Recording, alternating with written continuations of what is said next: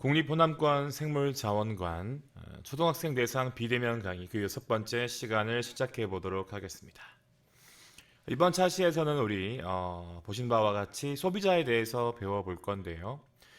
우리가 생태계라고 하는 개념으로부터 시작을 해서 그 생태계 안에는 비생물 요소, 즉 살아있지 않은 비생물 요소들이 있었고, 그리고 살아있는 것들로 우리가 생물 요소라고 하는 개념을 배웠으며, 그 생물 요소라고 하는 것은 다른 말로 표현을 해보면 생물 자원으로도 우리가 분류해 볼 수 있다고 제가 말씀드린 바 있습니다.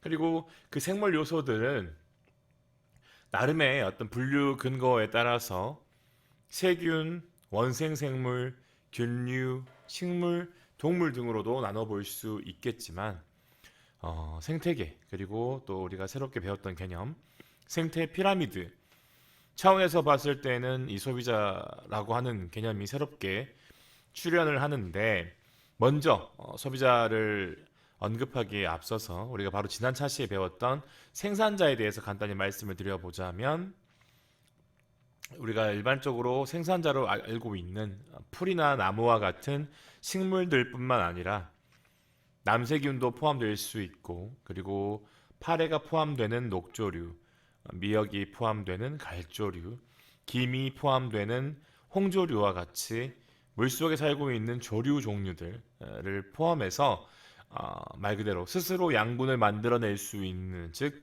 광합성을 하는 그러한 생물들을 갖다가 묶어서 우리가 생산자라고 부른다고 배웠습니다. 그래서 생태 피라미드에서 가장 바닥 부분, 그렇죠? 안정적으로 밑부분을 채워주고 있는 아주 다양한 종류뿐만이 아니라 그 가지수, 그리고 개체수, 그리고 생물량 같은 경우만 보더라도 가장 풍성한 이 생태 피라미드에서 가장 넓은 면적을, 가장 넓은 부피를 차지하는 것이 바로 생산자였습니다. 그리고 이번 차시에서 우리가 중점적으로 배워보고 만나볼 개념은 바로 이 소비자라고 하는 것인데요. 제가 앞서서 생산자와 소비자라고 하는 것은 경제 용어에서도 활용이 되고 있는, 그렇죠? 무에서 유를 만들어내는 것이 생산자라고 하면, 그렇게 만들어진 유를 갖다가 적절히 활용하고 써서 생명을 영위해 나가는, 생명을 유지시켜 나가는 것들이 바로 소비자며, 그리고 소비자에는 크게 생산자를 바로 직접적으로 이용을 하는, 우리가 소위 초식동물로 알고 있는 그런 친구들이 바로 1차 소비자, 그러니까 생산자를 1차적으로 이용을 하는 소비자라고 해서 초식동물을 갖다가 우리가 1차 소비자라고 부르고, 그러한 1차 소비자를 먹이로 하는, 그러니까 소위 육식동물들 혹은 잡식동물들을 갖다가 2차 소비자라고 부를 수 있겠습니다. 그리고 자연스럽게 그보다 더 고차 소비자들이 있을 수 있겠죠. 그리고 우리 인간과 같이 풀도 먹고 고기도 먹는, 초식도 하면서 육식도 하는, 즉 잡식 생물들이 보통은 이제 고차 소비자인 경우들이 많이 있을 수 있겠죠. 물론 잡식이라고 해서 무조건 고차인 것은 아닙니다. 의외로 육식만 하는 고차 소비자들이 더 많을 수도 있겠죠.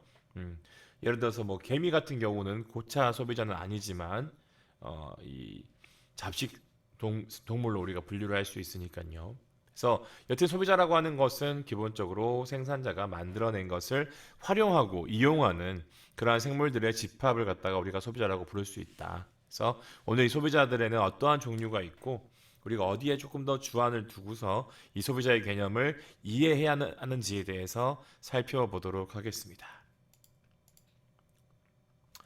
자, 지난 시간에는 우리가 생산자에 대해서 자세히 알아보았다고 하면, 이번 차시에서는 앞서 말씀드린 대로 생산자와는 달리 양분을 스스로 만들 수 있는 능력이 없기 때문에, 즉 광합성을 할 수 있는 능력을 갖추고 있지 못하기 때문에 불가피하게 다른 생물들, 즉 생산자라든지 아니면 다른 소비자를 먹이로 하여서 살아가는 생물들, 그런 것들을 먹고 분해시키고 소화시켜서 그런 과정을 통해서 이 양분을 얻어내는 친구들을 갖다가 우리가 소비자라고 부른다.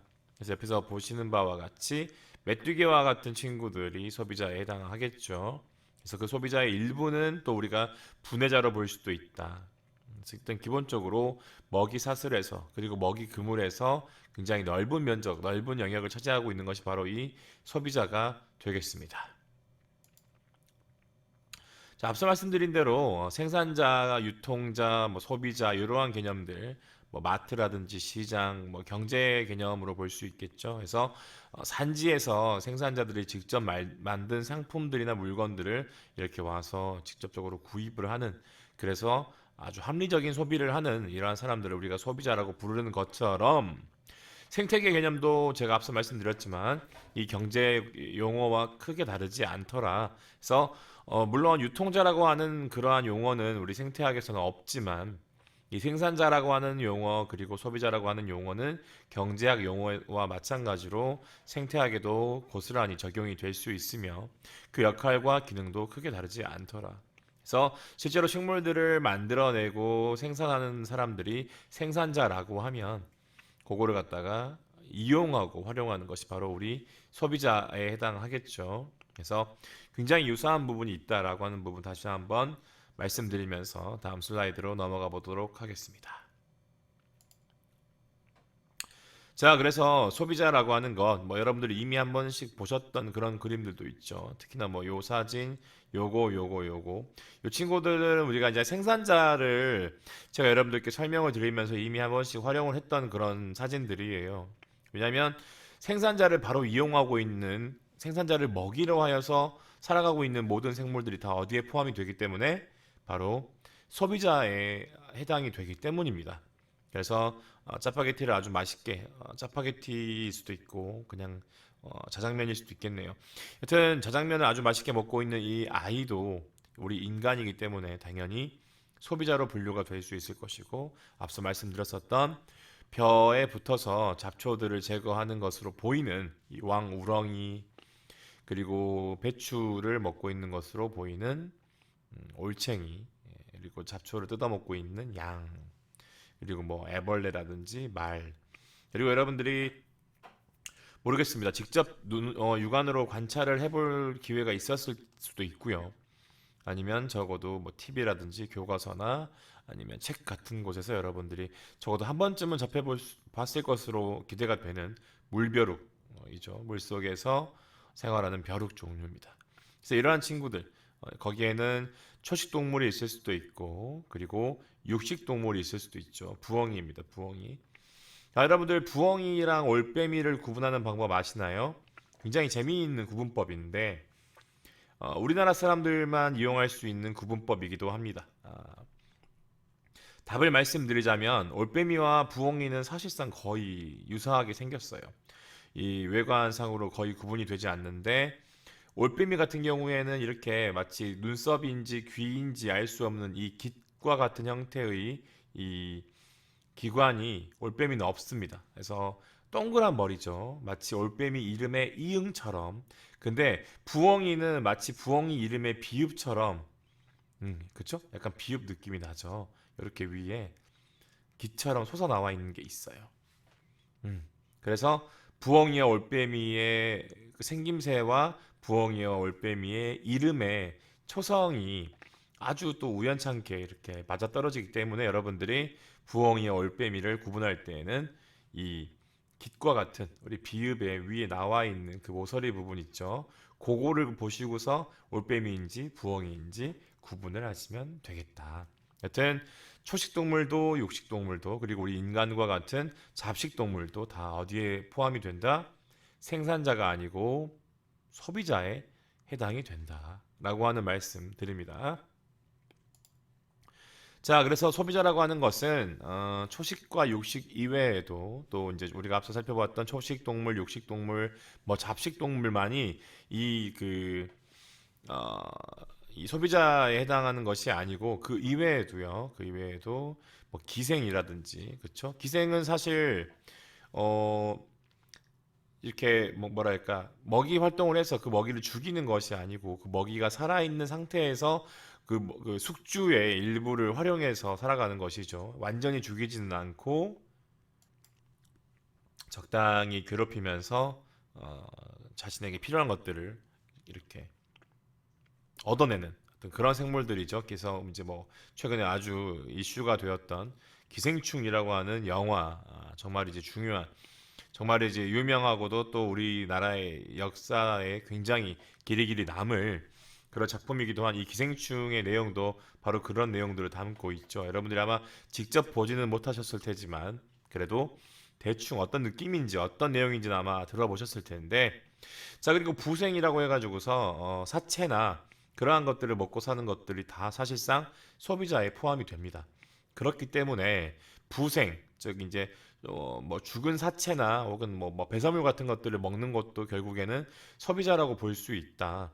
그래서 우리가 이 소비자라고 하는 개념과 뒤에 후속으로 이어지게 될 분해자라고 하는 개념이 아주 명확하게 분류가 될 수도 있지만, 또 어찌 보면은 소비자가 조금 더 큰, 조금 더 넓은 개념이고 그거의 하위 부속 개념으로, 그래서 어떤 생물들은 소비자로 분류할 수 없을 만큼 온전히 죽어 있는 것들만 먹는 친구들도 있긴 있지만, 생각보다 많은 분해자들이 이 소비자와 공통 분모를 많이 갖고 있다. 그래서 조금 더 큰 개념, 넓은 그 의미의 개념이다라고 여러분들이 보시면 조금 더 맞을 것 같아요.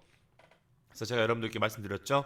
이 그 갈색 거저리의 유충, 우리가 밀웜으로 알고 있는 밀웜의 그 뜻도 뒤에서 나중에 말씀드릴 테지만, 식사로 혹은 뭐 사료로 활용하는 지렁이라는 뜻을 갖고 있습니다. 밀이 영어로 이제 식사잖아요, 그렇죠? 식사 혹은 먹이라는 뜻을 갖고 있고, 웜은 지렁이입니다. 그래서 우리가 실제로 먹이로 활용할 수 있기도 하지만은 그 동물들의 먹이로 이 지렁이를 주는 경우도 있는데, 여튼 이 친구가 대표적인 소비자이면서 동시에 대표적인 분해자의 기능을 합니다.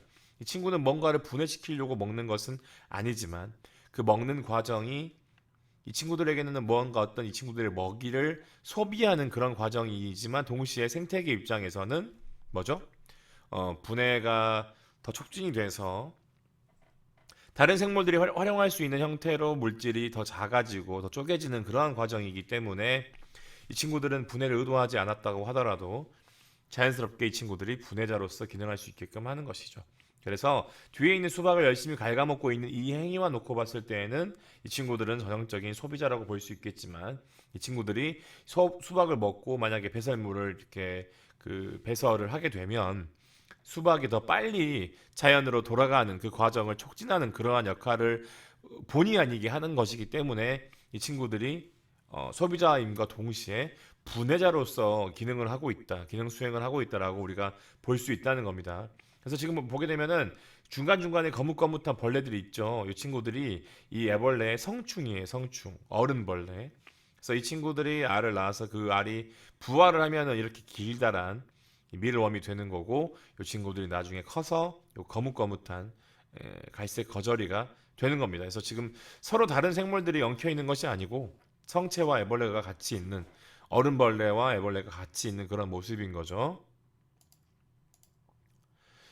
자, 그래서 하나하나 살펴보게 되면은 여러분들이 잘 알고 계시는 애벌레라든지, 그리고 메뚜기, 토끼, 고라니, 소, 뭐 염소죠요, 그렇죠? 이 친구들 다 초식 동물에 해당한다. 그래서 풀을 정말 사랑하죠. 그 여러분들 우리나라에 있는 이 고라니 비슷한 친구들이 좀 더 있죠. 사슴도 있고, 뭐 노루도 있고, 되게 비슷해요. 이 세 친구들을 구분할 수 있는 방법은 여러 가지지만, 일단 사슴 같은 경우에는 뭐 이제 주로 꽃사슴이라고 해가지고서 이렇게 하얀 무늬가 몸에 있어가지고 되게 예쁘죠. 그리고 뿔도 동그랗게 있습니다. 그리고 노루는 사슴과 비슷한데 꼬리가 없어요. 꼬리가 거의 이제 퇴화돼가지고 아주 짧은 털만 엉덩이 남아 있습니다. 자, 그러면은 사슴과 노루는 구분을 했는데, 그럼 고라니는 교수님, 선생님 어떻게 구분을 할 수 있을까요? 고라니는 아주 날카로운 이빨이 발달이 되어 있어요. 그래서 그 사슴이나 노루는 이빨이 이 입 바깥으로 노출이 되어 있지 않는 반면에, 고라니는 이 이빨이 아주 날카로운 이빨이 입 밖으로 나와 있어서 그 이빨만 보더라도 이게 고라니인지 고라니가 아닌지 구분이 될 정도입니다. 그래서 여러분들 뭐 사랑니, 송곳니 이런 이빨에다가 우리 치아에다가 이렇게 니라고 하는 말을 붙여가지고서 우리가 표현을 하죠. 그래서 고라니의 니를 보고서 이빨을 여러분들이 연상을 하면은 고라니를 조금 더 쉽게 다른 비슷한 생물들과 구분을 할 수 있다. 아셨죠? 명심하세요. 사슴은 둥근 뿔과 꼬리가 있고 노루는 사슴과 비슷한데 꼬리가 없다시피 하고 고라니는 아주 날카로운 이빨이 잘 발달되어 있는 친구다. 그래서 이 친구들은 다 뭐예요? 풀을 주식으로 하는, 풀을 먹는 친구라는 거죠. 물론 이 애벌레 같은 경우에는 애벌레 단계일 때에만 풀을 먹고 나중에 성체가 됐을 때에는 풀을 먹을 수도 있고 먹지 않을 수도 있습니다. 이 애벌레가 나중에 어떤 성체가 되느냐에 따라서 완전히 달라질 수도 있는 거죠. 이렇듯이 이 동물들의 한 사리에 따라서 그 단계에 따라서 먹는 먹이가 달라지는 경우가 은근히 있습니다. 여러분들이 이미 잘 알고 계시는 개구리만 하더라도 분명히 여러분들 앞에서 배우셨던 것처럼 개구리의 그 한 사리에서의 어린 단계에 해당하는 올챙이 같은 경우에는 초식으로 분류를 할 수도 있고 또 상황에 따라서 잡식으로 볼 수도 있지만 나중에 개구리가 완전히 성체가 되면 풀을 먹나요? 먹지 않죠. 육식만 합니다. 이런 식으로 조금은 차이가 있을 수 있다라고 하는 것. 물론 한 살이 내내 비슷한 성향으로 비슷한 어떤 그죠? 먹는 음식에 대한 먹이에 대한 취향이 똑같이 유지가 되는 경우도 있어요. 토끼 같은 경우도 뭐 항상 초식만 하죠. 물론 아주 예외적으로 여러분들 되게 충격적인 내용이기도 한데 토끼가 육식을 하는 경우가 있어요. 언제냐면 자기가 낳은 새끼들이 위협에 처한 것 같다는 판단이 들었을 때, 예를 들어서 여러분들이 집에서 토끼를 키우는데 토끼가 새끼를 낳았는데 여러분들이 자꾸 들여다봐. 그래가지고 토끼들이 위험을 느낀 거죠. 아, 저 주인이, 저 사람이 내 새끼들을 탐내고 있구나. 그런 판단을 하게 되면 가차없이 새끼들을 먹어버립니다. 왜? 어차피 이렇게 저 나쁜 사람에게 혹은 주인에게 혹은 다른 포식자에게 내 새끼를 빼앗길 수 있으니까 그럴 바에는 차라리 내가 먹고 말겠다. 진짜 이런 느낌으로다가 육식을 하는 경우도 간혹 관찰이 목격이 됩니다. 좀 되게 충격적인 내용이 아닐 수 없는데 여튼 일반적으로 통상적으로는 이 토끼들은 당연히 토끼풀이라고 하는 식물이 있을 만큼 풀을 되게 좋아하는 그런 친구들이겠죠. 자, 동물성 플랑크톤, 그 원생 생물에는 크게 식물성과 동물성으로 구분해 볼 수가 있습니다. 우리가 식물과 동물을 그 운동성의 여부로 나누듯이 이 동물성 플랑크톤 같은 경우에도 식물성 플랑크톤에 비해서 확연히 아주 적극적인 움직임을 우리가 관찰할 수가 있죠. 그래서 물벼룩 같은 경우도 굉장히 물에서 뻘뻘뻘 움직이는 것을 쉽게 관찰할 수가 있고 아메바 운동이라고 하는 말이 있을 만큼 이 아메바도 굉장히 규칙이 없는 정말로 자유로운 그런 움직임을 통해서 먹이 활동도 하고 이동도 하고 배설도 합니다. 그래서 종벌레, 나팔벌레, 집신벌레 등등 이렇게 동물성 플랑크톤들 같은 경우도 주로 먹이가 그냥 이렇게 떠다니는 식물성 플랑크톤인 경우가 많죠. 그래서 아무래도 소비자를 먹이로 해서 살아가는 친구들이기 때문에 이 친구들도 당연히 뭐예요? 생산자가 아니고 소비자로 우리가 분류해 볼 수 있겠죠. 우리가 앞서 말씀드렸던 것처럼 이 생산자에 해당하는 뭐 식물성 플랑크톤이라든지 조류 같은 경우에는 아주 우리가 직관적으로 이 친구들이 생물 자원으로서의 가치가 아주 뛰어나다라고 하는 사실을 알 수 있지만 그에 반해서 동물성 플랑크톤 같은 경우에는 뭐 아주 화려한 모양을 갖고 있기도 하고 그 종류가 다양하긴 하지만 우리 인간에게 직접적으로 어떤 유익과 편익을 제공하는 그런 장점이 있을까라는 여러분들의 어떤 근본적인 질문이나 의문이 들 수도 있습니다. 다시 한번 말씀드리지만 지금 이제 슬슬 연구가 시작되고 있는데 아직 우리가 잘 몰라서 그렇지 이렇게 실제로 우리 피부를 보호하는 성분이라든지 아니면 우리 건강에 굉장히 도움이 될 수 있는 여러 가지 물질들을 이 친구들이 포함할 수 있다는 거죠. 아직 우리가 정확하게 연구나 분석을 해보지를 못해서 모르고 있는 것일 뿐. 그 친구들이 생태계 안에서 그리고 나중에 우리 인간에게 어떠한 기능을 하게 될지는 아무도 모르기 때문에 정말로 많은 연구를 해서 더 이상 이 생물에 대해서 우리가 알 수 있는 것이 없을 정도로 연구를 한 생물이 아니라면 그렇다고 하면 우리가 함부로 그 생물들을 무시해서도 안 될 것이며 방치해서도 안 될 것이며 멸종이 되도록 좌시해서는 안 된다. 그래서 사실 이 모든 생물 자원들 언제고 우리에게 의미가 있을지 모르기 때문에 우리가 아직 모르고 있다면 더더욱이나 많은 관심을 갖고 그러한 생물들이 지구상에서 완전히 사라져버리는 그런 비극을 맞이하지 않을 수 있도록 우리 인간들이 조금 더 관심을 갖고 책임의식을 느낄 필요가 있겠다. 자, 그리고 육식동물들 같은 경우에는 지금 굉장히 흥미롭게도 제가 육식동물과 관련된 어떤 사진들을 이렇게 찾다 보니까 정말이지 흥미롭게도 이 수달이 먹고 있는 물고기를 제외한 나머지 5개 사진에서 먹이가 지금 되게 유사해요. 그렇죠? 특히나 지금 이 늑대가 물고 있는 것은 정확히 어떤 생물인지 알 수 없을 만큼 고기 덩어리가 좀 찢겨져 있어가지고 이게 어떤 먹이를 사냥한 것인지 알 수는 없지만 여러 가지 가능성이 있겠죠. 근데 기본적으로 이렇게 육식 동물들이 아주 기본적으로 자주 애용하고 많이 잡아먹는 먹이가 바로 뭐예요? 지금 보면은 약간 덩어리에 몸뚱이가 있고 긴 꼬리가 이렇게 있습니다. 마찬가지죠. 긴 꼬리. 육지든 집 근처든 육지든 바다든 눈이 있는 산속이든 어디든 이 친구들이 있죠. 바로 쥐예요, 쥐. 그러니까 쥐는 사실 초식 동물인 경우도 있지만 대부분은 잡식 동물이기도 하고요. 쥐의 종류에 따라서 다를 수 있긴 한데 여튼 이 쥐라고 하는 친구가 굉장히 이 육식 동물들에게 주로 포식자에 해당하는 이 육식 동물들에게 아주 중요한 먹이원으로서 기능을 하고 있더라라는 것을 또 이렇게 우연찮게 이런 사진들을 통해서 우리가 알 수 있죠. 상대적으로 사냥이 수월하고 그 개체수가 많기 때문에 이러한 육식동물들 입장에서는 아주 손쉽게 구할 수 있는 아주 귀한 먹이원이 다 바로 쥐들이 우리 인간에게도 쥐는 굉장히 중요한 역할을 하죠. 실제로 쥐를 고기 형태로 먹는 경우도 상황에 따라서 있기도 하지만 특히 우리 인간에게 쥐는 어떤 자원으로서 굉장히 높은 가치가 있고 의미가 있냐면 실험용 물론 되게 안타까운 얘기가 아닐 수 없지만 쥐가 우리 인간 그리고 이 생명과학의 발전, 의학의 발전을 위해서 굉장히 많은 쥐들이 지금 이 순간에도 실험실에서 정말로 그 고귀한 정말 고귀한 그러한 운명을 맞이하고 있는데 되게 안타깝기도 하고 안쓰럽기도 하지만 정말로 그 쥐들에게 우리가 고마움을 느껴야 마땅하겠지만 여튼 쥐가 굉장히 여러 생물들에게 본의 아니게 의도치 않게 많은 도움을 주고 있는데 특히나 야생에서는 주로 이렇게 먹이원으로서 육식동물들의 먹이원으로서 애용이 되고 있더라. 그래서 이렇게 육식동물들은 정말로 풀은 거의 먹지 않고 거의 육식만 해요. 수달 같은 경우도 그렇고 모솔이라든지 뱀 그리고 이 친구는 이제 부엉이죠. 부엉이, 수리부엉이. 독수리와 굉장히 비슷한 느낌이죠. 그래서 이름도 수리부엉이네요. 늑대, 뭐 고양이 이런 친구들이 다 육식동물에 해당한다. 자, 그리고 앞에서 우리가 초식동물도 봤고 육식동물도 봤는데 자, 이 동물들 중에는 초식과 육식만 있는 것이 아닙니다. 그렇게 이분법적으로 나눌 수 있을 것처럼 느껴지지만 사실은 의외로 우리 주변에 이렇게 잡식 동물들이 굉장히 많습니다.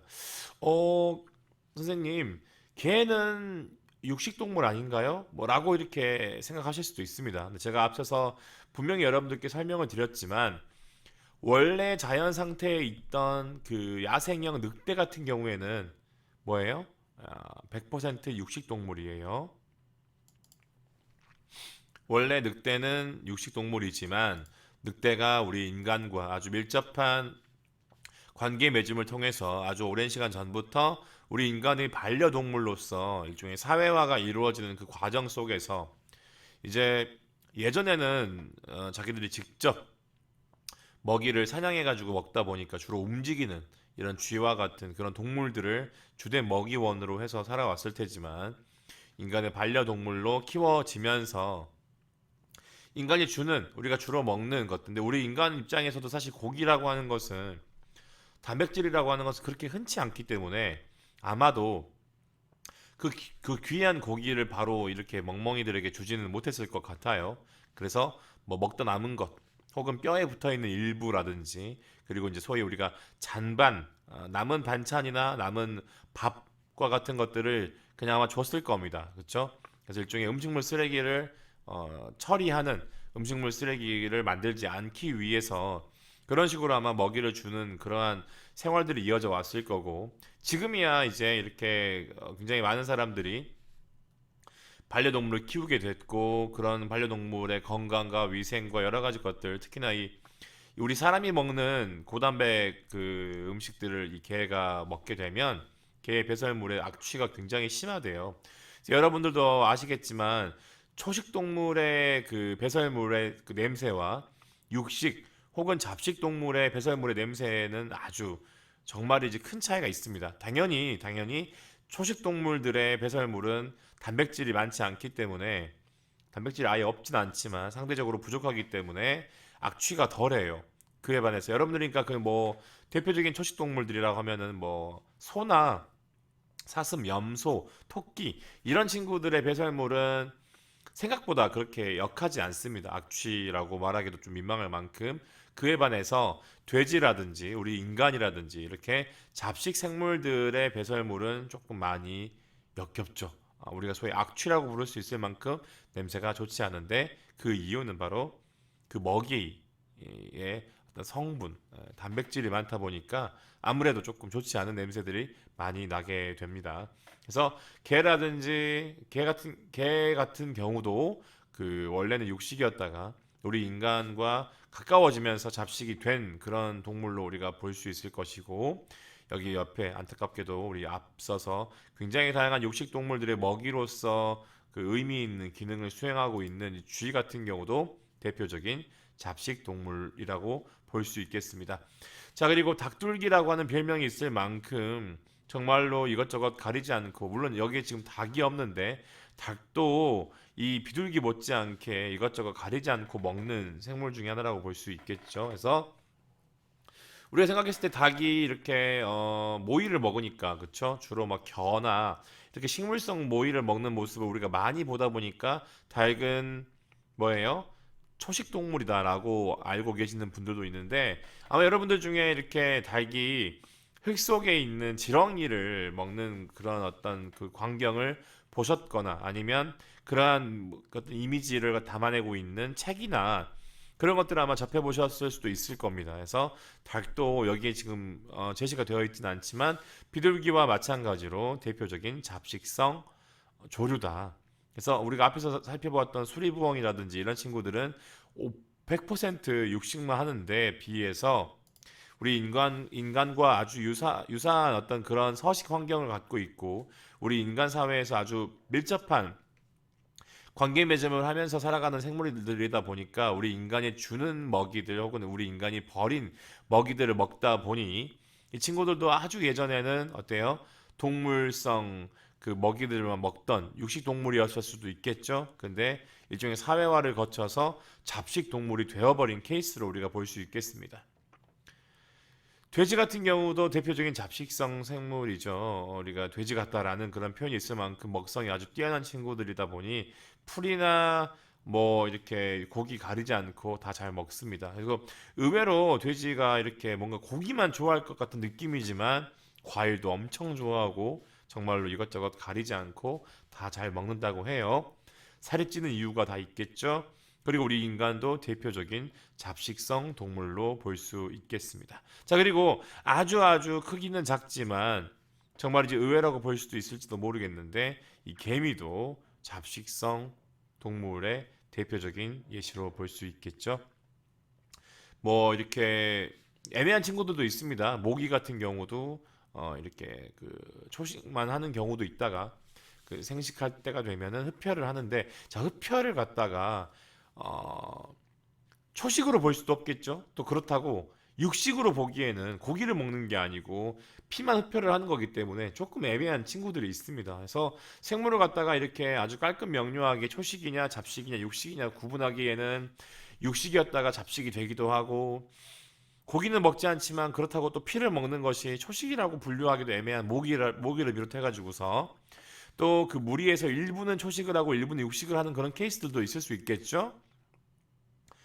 뭐 벌 같은 경우도 육식을 하는 벌이 있고 또 초식을 하는 벌도 있습니다. 이렇듯이 이 생물 제가 여러분들께 말씀드렸었죠. 대나무와 같이 풀도 아닌 것이 나무도 아닌 그런 애매한 것이 있는 것처럼 이 생물이라고 하는 것은 우리 인간의 기준으로, 우리 인간의 지식 수준으로, 우리 인간의 판단으로 완벽하게 100% 정말로 깔끔하게 예외 없이 뭔가를 구분하고 나누는 것은 사실상 불가능할 수도 있고 우리의 욕심일 수 있다라고 하는 부분 다시 한번 여러분들께 강조드립니다. 생물 자연에 있는 그 있는 그대로 원래 그랬던 것처럼 자연이라고 하는 그 글자 그 단어의 의미처럼 원래 그러했던 것이기 때문에 우리가 그것이 잘 이해가 되지 않을 수도 있고 우리의 근거로 우리의 기준으로 그것들을 명확하게 다 분류할 수 없다고 해서 그게 의미가 없는 것이 아니죠. 그게 자연이 아닌 것이 아니죠. 그저 우리가 부족한 것뿐입니다. 그래서 여러분들이 다시 한번 말씀드리지만 생물을 공부하시다가 뭔가 예외적인 것들이 나타날 수도 있고 우리의 상식 밖에서 뭔가 아주 특이하고 모호한 친구들이 있을 수 있습니다. 경계에서 놀고 있는 친구들이 있을 수 있는 것이죠. 근데 그것이 절대로 잘못된 것이 아니라 그저 우리가 잘 모르는 것일 뿐이고 그리고 다시 한번 말씀드리지만 지구상에 있는 자연 생태계에 존재하는 여러 생물들을 우리 인간이 100% 통제하려고 욕심을 내다 보니까 불가피하게 그 영역 밖에 있는 생물들이 이렇게 가끔씩 간혹 출현을 하는 경우도 있지만 이것은 절대로 생물학이 불완전해서라기보다도 사실 이러한 것이 자연 생태계의 본래의 속성이다. 아셨죠? 제가 무슨 말씀을 드리고자 하는지 여러분들이 충분히 이해하셨으리라 생각이 됩니다. 자, 초식동물, 뭐 육식동물, 잡식동물 우리가 얘기를 해봤는데 그마저도 사실 명확한 구분이 없다라고 말씀드린 바 있습니다. 근데 또 거기에 조금 더 모호하게 물론 이런 것들은 기본적으로 뭐 우리가 소비자로는 볼 수 있지만 이게 초식인지 육식인지 조금 애매한 것들이 있습니다. 예를 들어서 미국 실새삼이라고 하는 이렇게 다른 식물들을 기어서 올라가는 친구는 뭐냐면 살아있는 식물에 일종의 빨대를 꽂아가지고 그 체액을 빨아먹어요. 그러니까 다른 식물들이 이렇게 땅 속에서 빨아들여가지고 얻은 미네랄이라든지 그리고 광합성을 통해서 만들어낸 뭐 양분이라든지 그러한 것들을 자기가 직접 광합성을 해서 일을 해서 얻어내는 것이 아니라 다른 식물이 이미 만들어 놓은 것을 갖다가 이용합니다.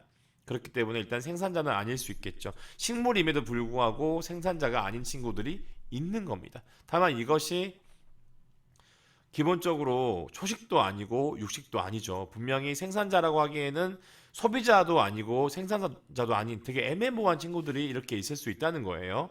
그래서 우리가 이런 친구들은 보통 기본적으로 기생생물이라고 부른다.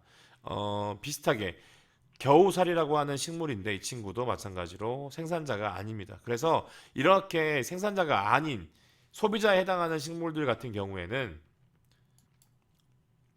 직접적으로 광합성을 할 필요가 없는 거죠. 그래서 광합성을 하지 않기 때문에 몸의 색깔이 초록색이 아니라 애매한 노란색에 가까운 경우들이 많아요.